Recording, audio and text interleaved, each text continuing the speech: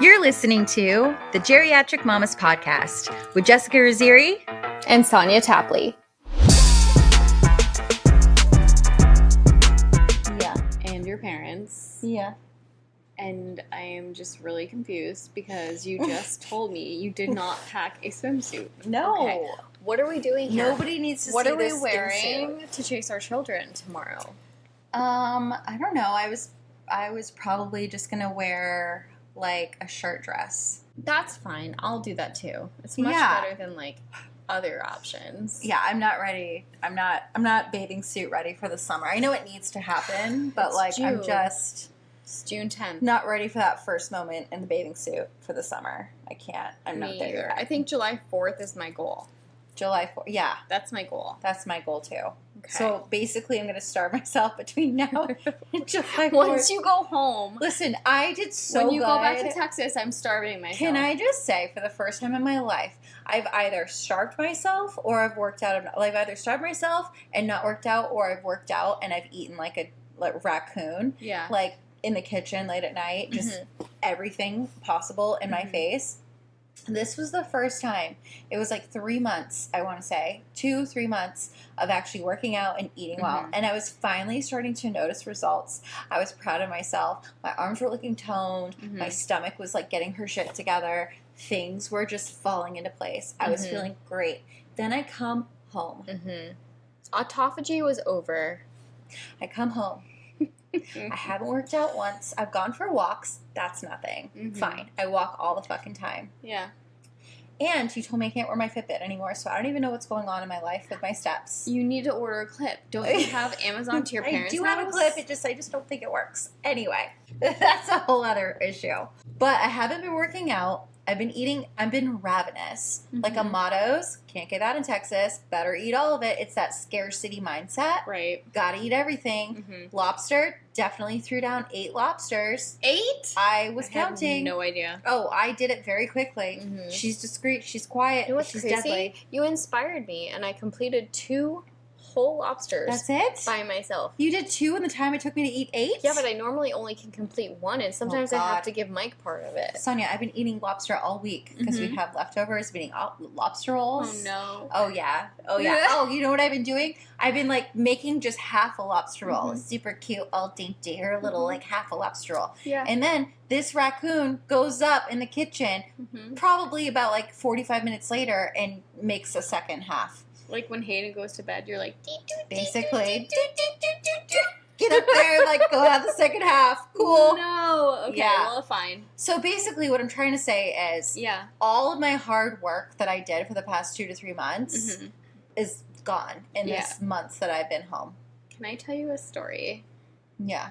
So, like, there's this bathing suit, okay? I bought it over 10 years ago from Aerie. I haven't worn it. I bought it for, like, Jamaica. Oh, no, that wasn't 10 years ago. Fine, it was 5 years ago. 5 years ago. So I bought it. 10. Yeah, I bought it for Jamaica for Kate's wedding, like, week or whatever. And last week we had plans to go to the beach with a dance mom who I love her so much. So we decided to make a whole day plan with her. We're going to go to the beach. Well, she's like, how about we go to the splash pad, get a little energy out, then we'll go to the beach. I was like, okay, cool. So we meet up at the splash pad. I'm in my swimsuit. I decided that morning that I was going to wear that swimsuit because my legs are still so pasty from wintertime that I couldn't go straight to a black swimsuit. She was glowing. I was glowing, and I was literally like, I'm a highlighter. So I'm like, I can't wear any of my flattering black swimsuits. I need to wear something lighter. And this swimsuit that I bought for Jamaica happens to be slightly lighter, so it's not as contrasty with my white pasty legs. Got it. But it's also like you pull it up. It's a one piece. You pull it up, you put it on, and then it's almost like a 2-piece that you have to tie around you to make into a 1-piece. Okay. So it fit me better than it's ever fit me. So that means that during the time that you were in Texas, my fasting went okay. Okay. But that's a win. Right, because we've been eating like absolute cows since you We've been grazing nonstop. So the fact that I still my mouth has not stopped. Yeah. So the fact that I was like, okay, I'm going to wear this swimsuit, and like once we get to the beach, I'm going to take off my shirt dress, and I'm going to bare myself to the beach. Oh. That was very brave. It was very brave. Okay. So then we get to the splash pad, and it's very evident after about 10 minutes that the beach isn't actually happening anymore. Because all of my other friends, showed up with their kids.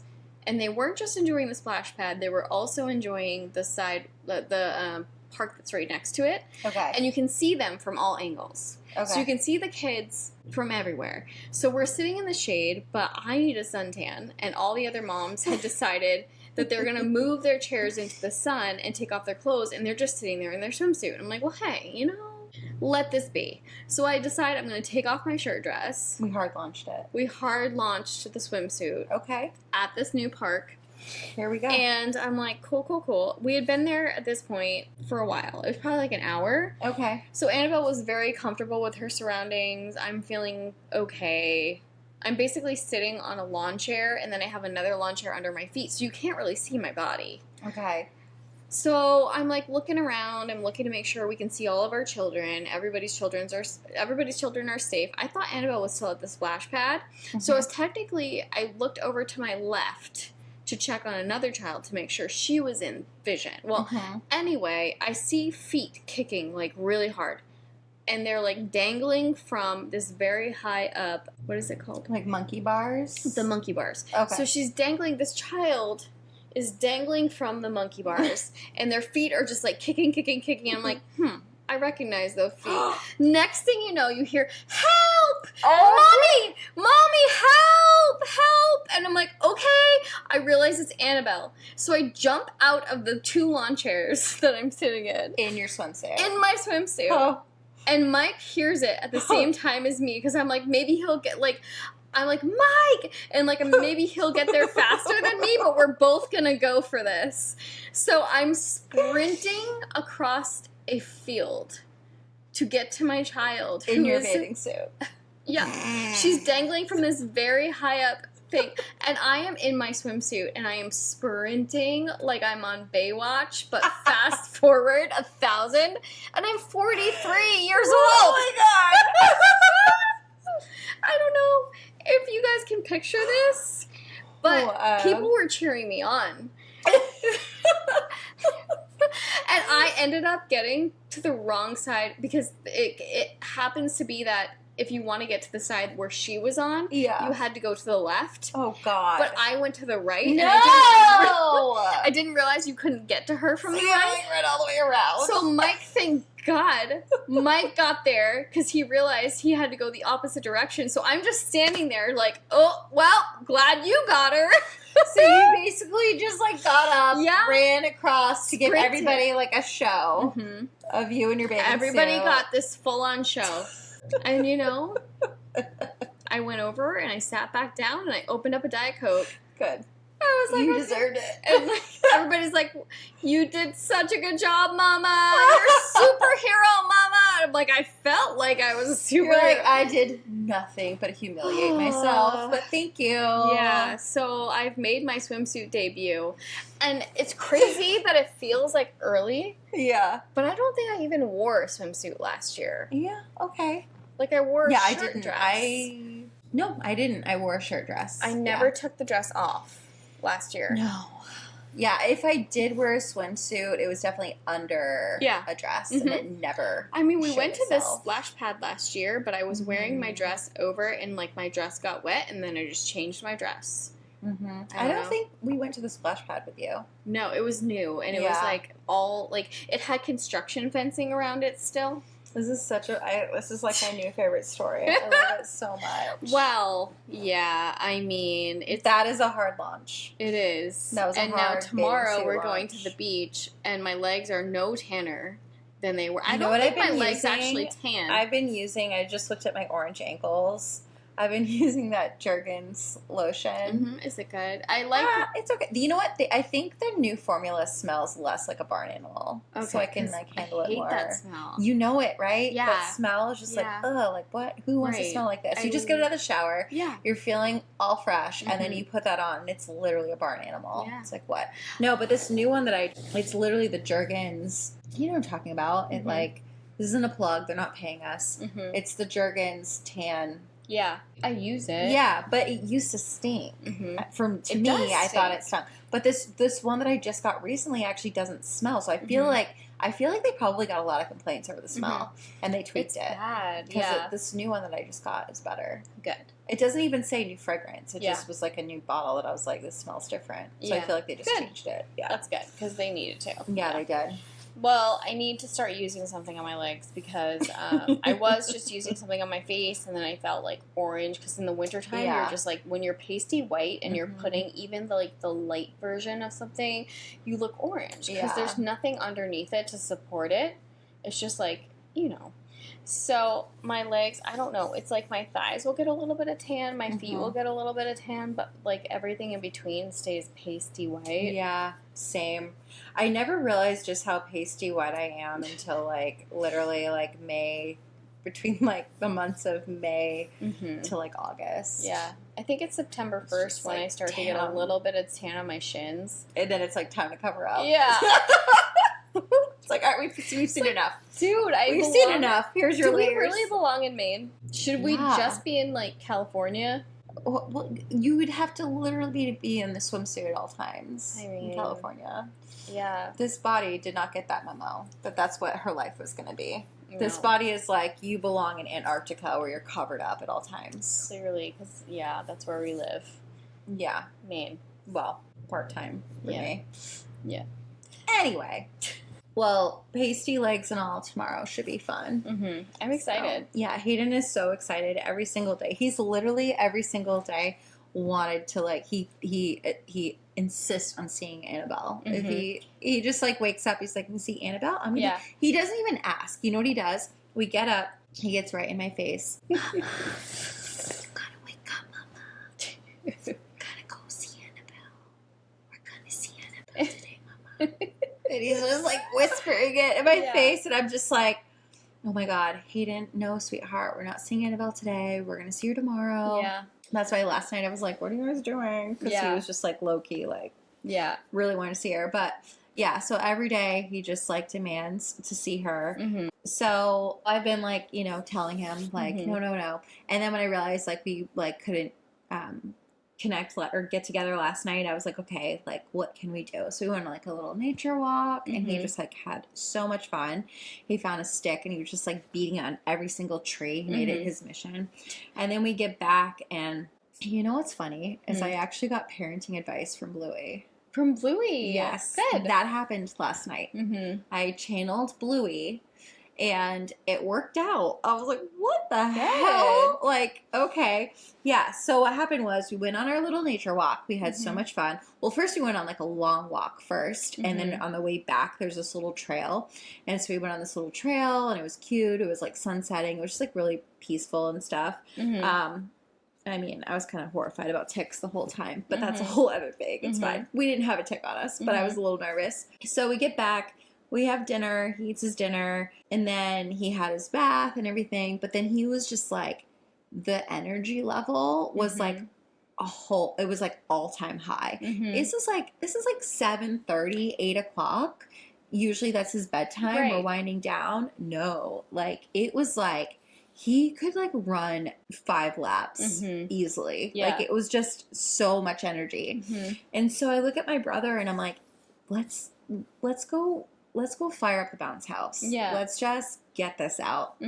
Because in that moment I was like, I remembered the episode where Bandit was trying to get Bingo to bed, and she was still like going crazy, and he's like, there has to be a reason you're not listening. I bet you're still hungry. Let's go get you something to eat. And so I'm just sitting here thinking like, there has to be a reason. Like this is like not, you have a full belly. I like literally went through the checklist. You have a full belly, you have this, you have that, and I'm thinking to myself like, you just have so much more energy. Let's go do this. Like, because we're not ready for bed right now. So we go outside the bounce house.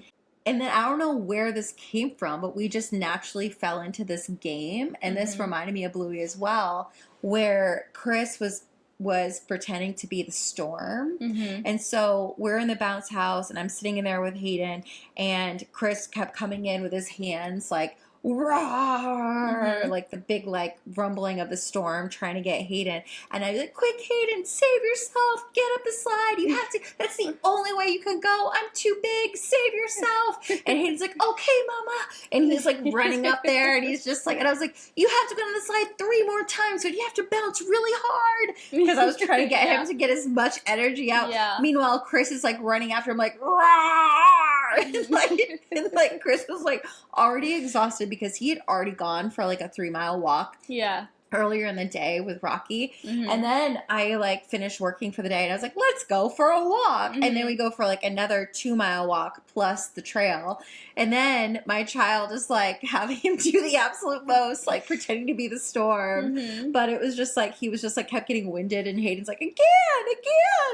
Like just wanted to do it so many times. Yeah. Like Chris would like pick him up and like spin him around and like bounce him into like the bounce house. Yeah. And then it was just like kept being a thing where I kept being like, hurry up, Hayden, hurry up, save yourself. And he was just like, okay. And like, it was like the funniest thing. I was like laughing so hard because it was like so cute.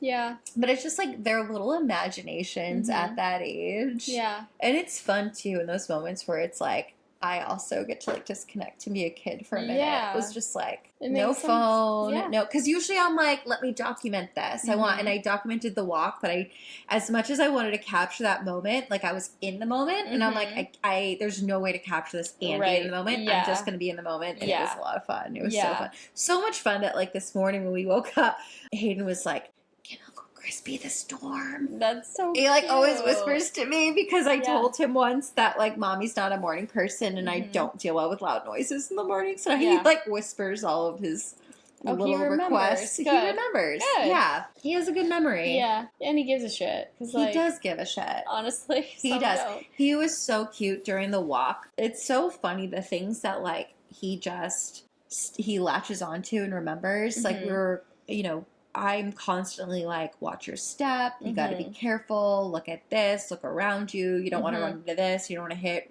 this. You don't want to fall. And so we're like walking through this little trail and I'm holding his hand thinking I'm protecting him. And he's like, you got to be careful, mama. Watch your step, mama. I don't want you to fall. I'm going to hold your hand, mama. Okay. Got to be careful. And I'm like, what is happening right now? Like, wow. So cute. Yeah. Yeah. It was really cute. Yeah. I love it. Gotta love the threes. Oh, man. to be 3 again. Oh, to be 3. It comes with a lot because there's a lot happening in their little minds. Yeah. But it's like, moments like last night is just like, what is the type of relationships I'm thinking of? Like, I don't want to say domestic violence. No. I have a lot of threenagers in my life. But I also remember when Annabelle was a threenager. It's like intense because they have this whole identity that they're learning at 3. Yeah. I didn't realize it, but until you sent me that thing on Instagram, I mean, I feel like I probably read it in the moment and then like I blocked it out of my memory. But at 3, they're learning their own identity. They're learning that they're completely separate from you as a person. So they need their autonomy. And they're also super smart because they've absorbed everything over the past 3 years of their life. But they also don't have the full capability of talking or controlling their emotions because their amygdalas are not at all even close to being formed yet. No. So you've got like the lack of being able to talk, which is very frustrating. And you've got the undeveloped amygdala, but you've got a lot of intelligence. Yeah. So and there's a lot of frustration. Yeah. It's like, it's intense emotions times 1,000. I feel like there's so much hype around like the terrible 2s. There's not nearly enough. 2s were so breezy. 2s were so easy. He was such a perfect 2-year-old. Annabelle they was were too. so easy. Yeah. 3 is a whole other ballgame. The meltdowns become chaos. Yeah. Just chaos. And you're like... over everything. Right. Like, I'm not allowed to talk. I'm not allowed to laugh. I'm not allowed to smile sometimes. I'm not allowed to look at him. I have a lot of rules put in place for me. Yeah. I can't sit. I have to stand constantly, and I have to be holding him constantly while standing. Mm-hmm. God forbid I'm holding him in sit. Yeah. That's a whole thing. It's not comfortable for their knees, I've learned. Yeah. It's just, it's a lot. Mm-hmm. There's a lot of rules to being 3 for me. Yes. It's so crazy because there's so much to say about it, and it comes up when I see it in other kids, but it's completely blocked. Because you know how we talked about one episode, we remember the highlight reel, and we don't remember everything in between. Yeah. So it's like my brain has instinctively just erased all of the temper tantrums from 3. And I have to say 4 is a lot different. There's definitely temper tantrums, and we definitely have our moments where we need to reset. But it's in certain circumstances where we're overtired or hangry. Yep. And there's very specific times for that because she's obviously fully conversational. Yeah. At 4 and able to, like, communicate, which is the main thing. So, like, everything that she's actually thinking in her brain comes out through her mouth, whether it's correct or incorrect. We can kind of figure it out. You know what I mean? When she turned 4, like, when did you notice the shift? Because for me with Hayden, like, I was told about being a Threenager, right? But it wasn't, like, necessarily immediate. I mean, it kind of was, but it wasn't. I feel like it was, like, a few weeks into being 3. And then all of a sudden, that's when the switch was, like, bam. So Annabelle being a girl, I feel like girls are so different because they're such big communicators. Agreed. Like, they will narrate their lives, and that's their mission. Yeah. So Annabelle's mission has always been to narrate her life. So I started noticing the shift into the Threenager at about, like, I don't know, I'd probably say like 2 3/4 of life. And then I would say she shifted into, like, when she was fully conversational and you could repeat back to her what she was saying, and she was like, yeah, I feel like that was, like, probably the same, like 3 3/4. It was like she wasn't fully 4 yet, but she was very conversational. So, but I think for boys it's different because I've heard that they're so much more in tune with, like, the physical, like what they're doing with their body, and they're very strong and very capable.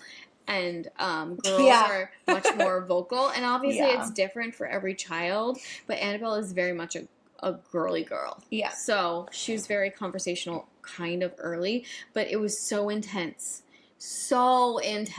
when she couldn't communicate what she wanted to say. Yeah. Hayden still gets frustrated. He'll come across, like, some words or things that he doesn't quite understand how to communicate. Yes. And he gets very frustrated. For him, communication is very big with him. He needs to know that he's being heard. He needs to know that he is being understood. Not just, like, heard, but, like, understood. Like, the whole, like, passive of, like, I try really hard not to do this because I remember this used to frustrate me so much as a kid. Like, yeah, okay, yep, that's right. Okay, good for you. Good job, honey. Or you know they're not really listening. It's that passive, dismissive, like, yep, acknowledgement. It's not even real. So I try really hard not to do that because it's so obvious when that happens.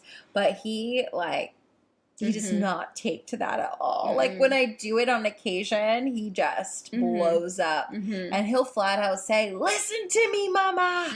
And I'm like, oh, hi, I'm listening. Here I am. Yeah. And it's so crazy because it's like you work from home and, like, my stuff is work from home too. So it's like, it's so different these days too because it's like, we're blending sometimes, oh, I got a work email with, like, the listening, and it's like we have to be fully present or like, or not, and they will let you know.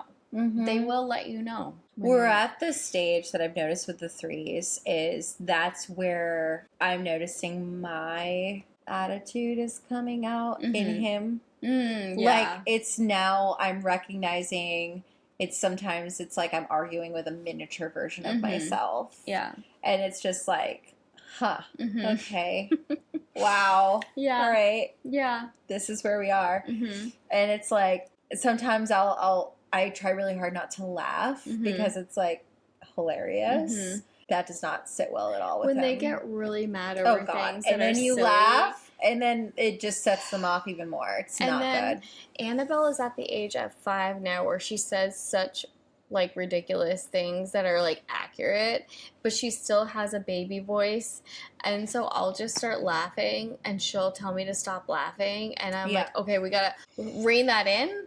But also I'm like, honey, you're just so cute and so smart at the same time that I can't help myself. And she's like, okay, I guess you have a pass.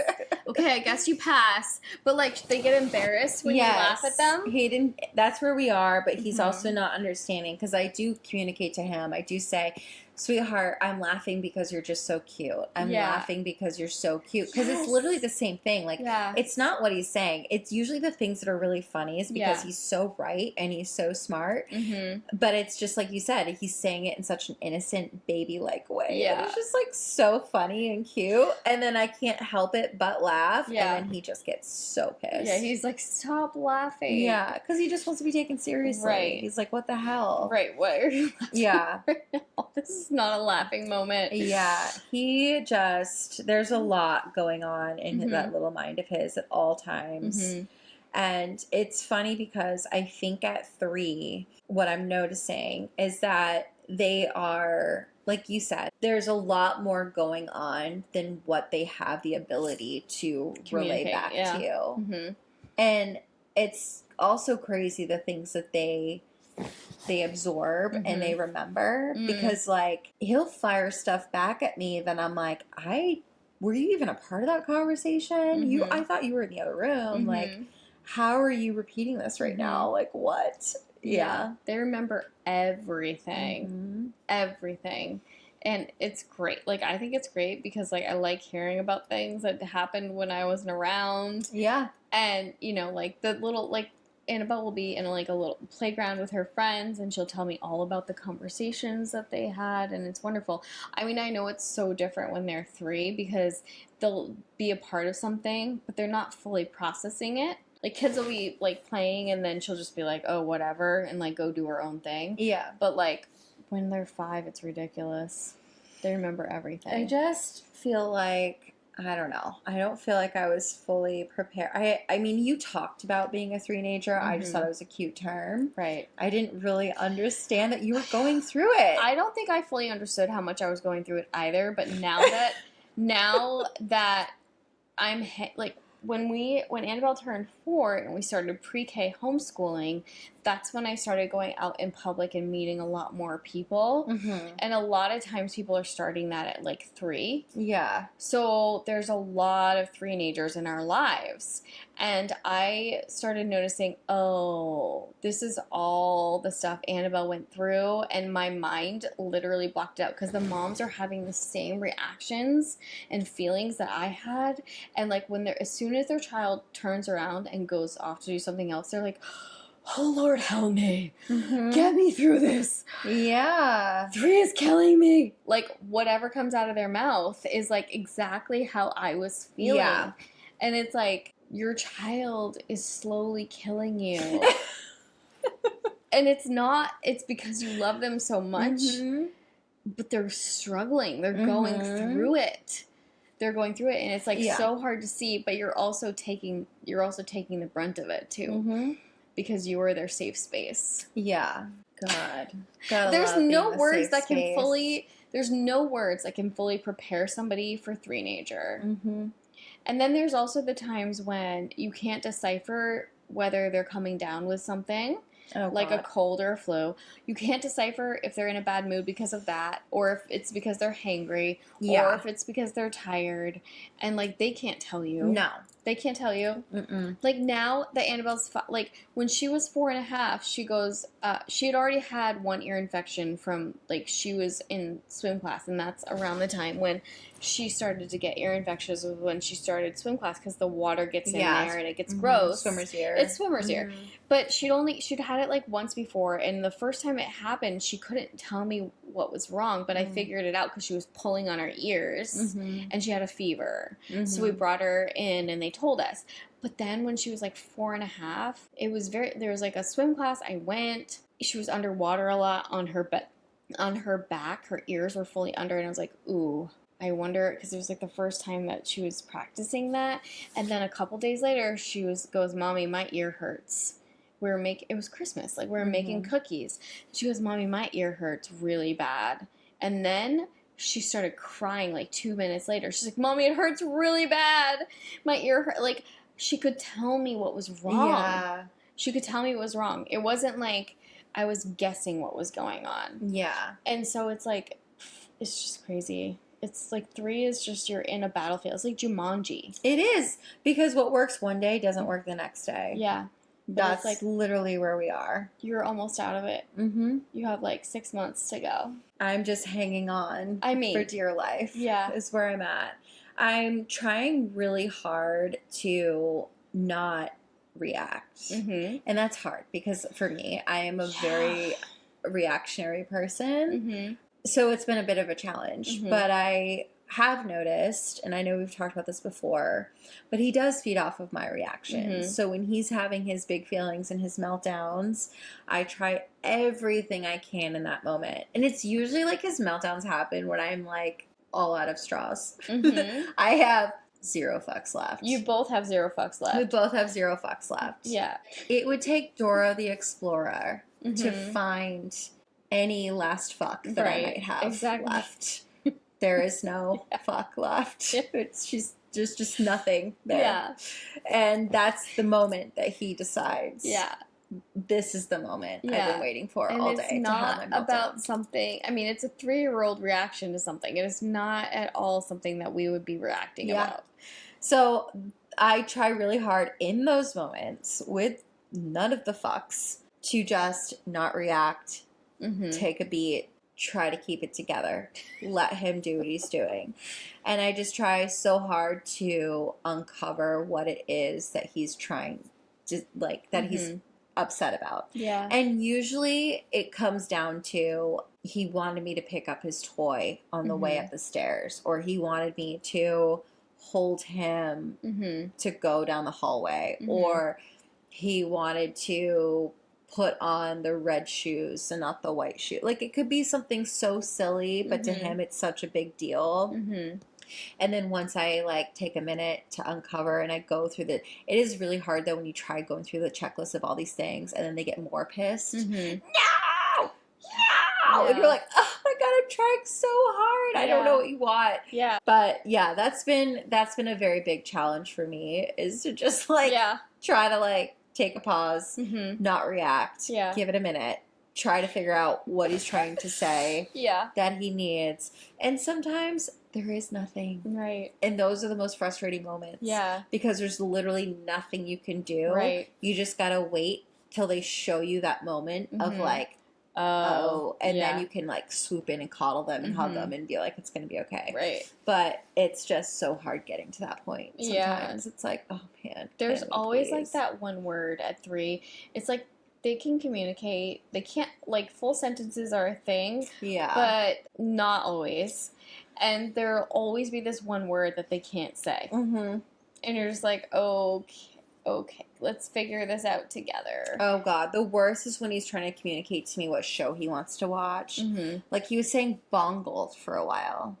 I thought I figured it out at Cassie's birthday that I was Tangled. Oh. But I don't think that's it, because I asked him the other day, I was like, do you want to watch Tangled? Because I wanted to see the reaction that I got. And he was like, no. And then I showed it on TV on the and I was like, do you want to watch this? He's like, no.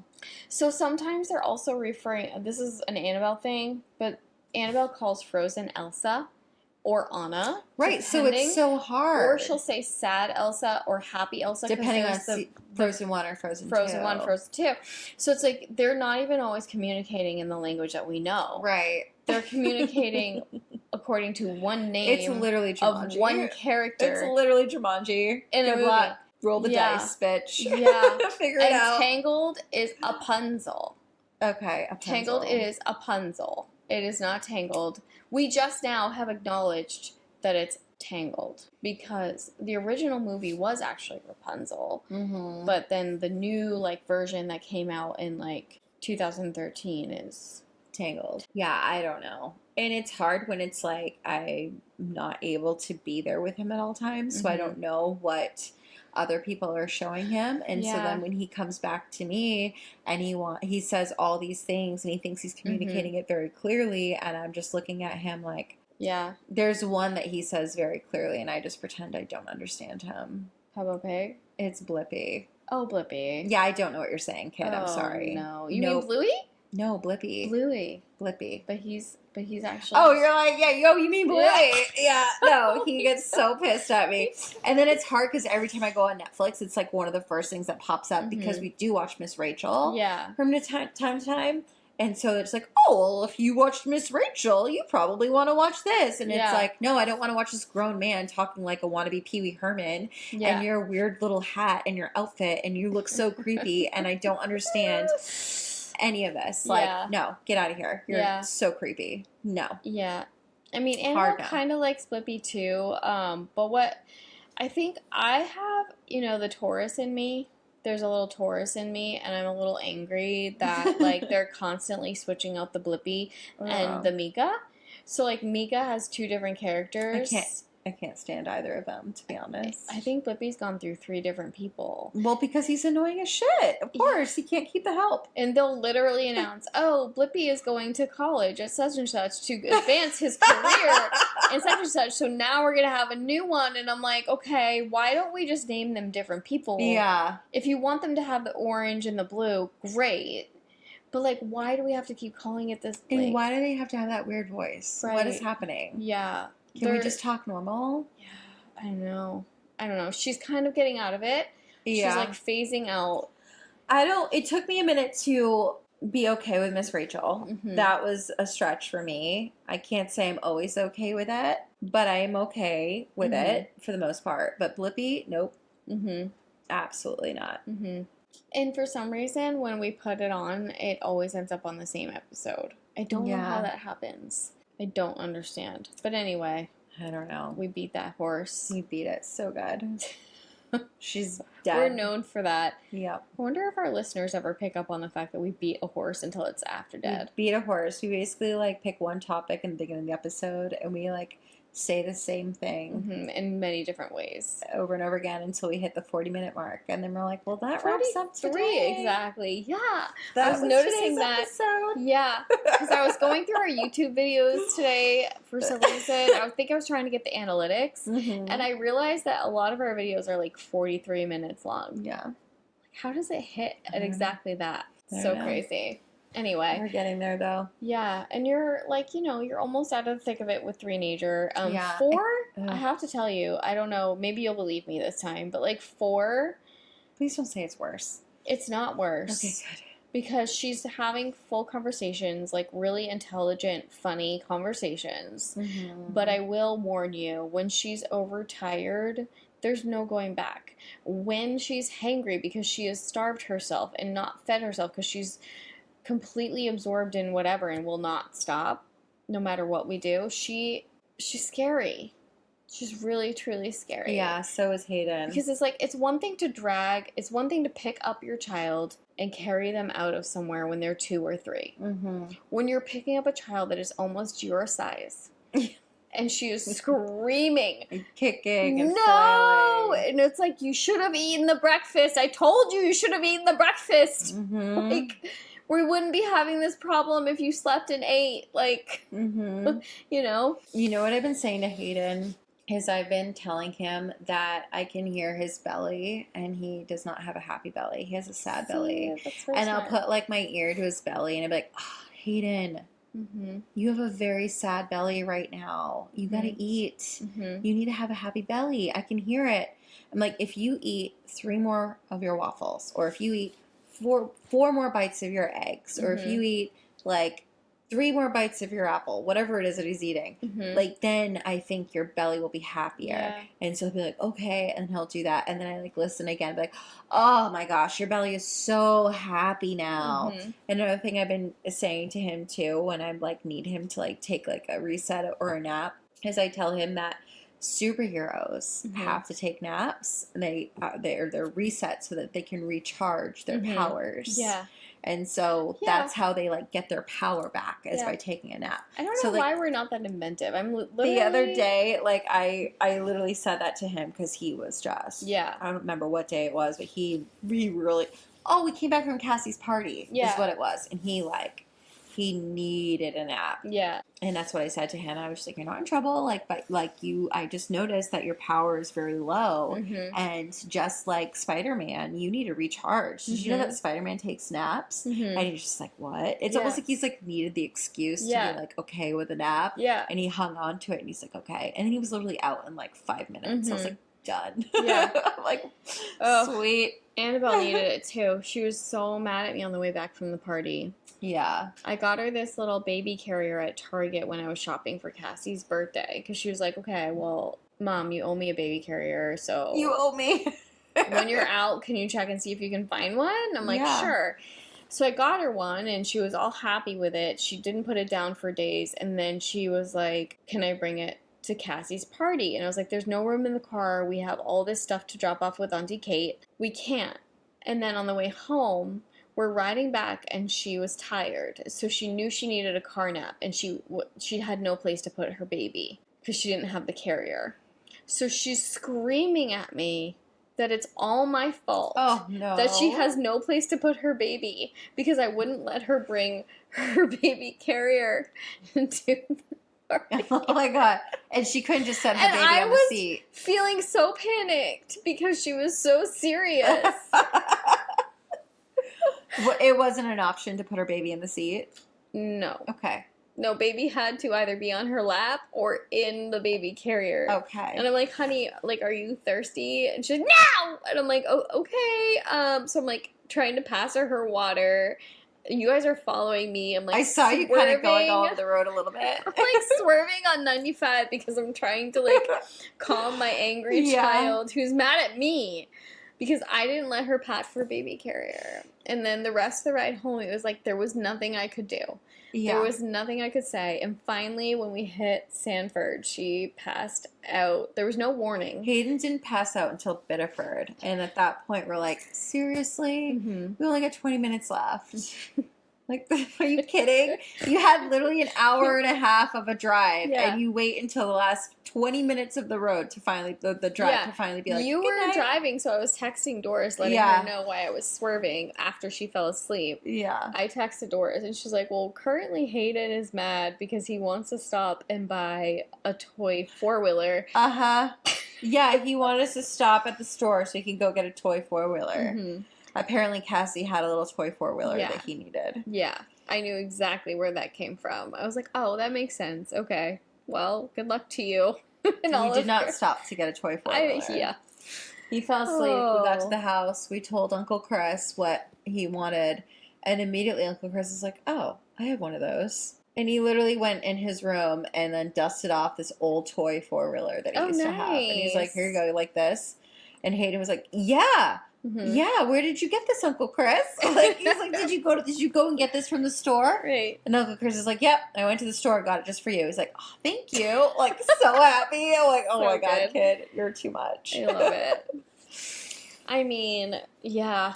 They're just like little tiny adults. Yeah. It's funny. They are. But the good thing is that like once you hit 4, or like not even just like once you hit 4, but like once you get into the 4s, they can communicate better and then it's more decipherable. Like you can tell when they're hangry, you can tell when they're tired, and they're not just constantly freaking out about nothing. But yeah, there's like there's just lots of things. It's like 3-year-olds just are going through it in so many ways. I think describing it as Jumanji is my favorite because that's literally exactly what's going on. It's like I just remember having so many internal combustions. But I don't like I know a lot of it, and we talked about this in like the last episode or the episode before, like the car seat situation. It was always like trying to get her buckled in, but like she had to have things her way. Yeah. And it was like you're standing in the pouring rain or the freezing cold, and you're like just trying to make this life as cushy as possible for them, while also not freezing yourself to death or crying or like having a total internal panic attack because you're late to go somewhere and they need it. Or you're just tired and you yourself want to have a meltdown. Right. Talk about like luteal circumstances. Yeah. Oh God. Luteal and when you're on your period. It's like Annabelle now asks me if I'm on my period. Oh, I'm just waiting for the day that Hayden asks me that. Well, we're going to cut because Jess has to go pee. Yeah, we're going to end this episode. Yeah, but this episode is all about Threenagers, in case you couldn't figure that out, because we were a little bit wishy-washy. We're just getting back into the game here. Yeah. We're just figuring out our flow. Mm-hmm. Yeah. All right. That's it. Bye. Okay. Bye. Bye. Thank you for listening. Be sure to tune in next week. Your support is keeping the podcast going. You can help by following, subscribing, rating, reviewing, and especially by telling a friend to listen anywhere or watch on YouTube. For more info, you can check out our website at geriatricmamas.com. You can also follow us on Instagram and TikTok at geriatric_mamas, on YouTube at Geriatric Mamas, X at Geriatric Mamas, and follow our group page on Facebook, Geriatric Mamas. If you have a topic idea you'd like us to discuss, are interested in being a guest, or simply have a funny geriatric story to tell, you can go to geriatricmamas.com and hit be a guest or send us your story.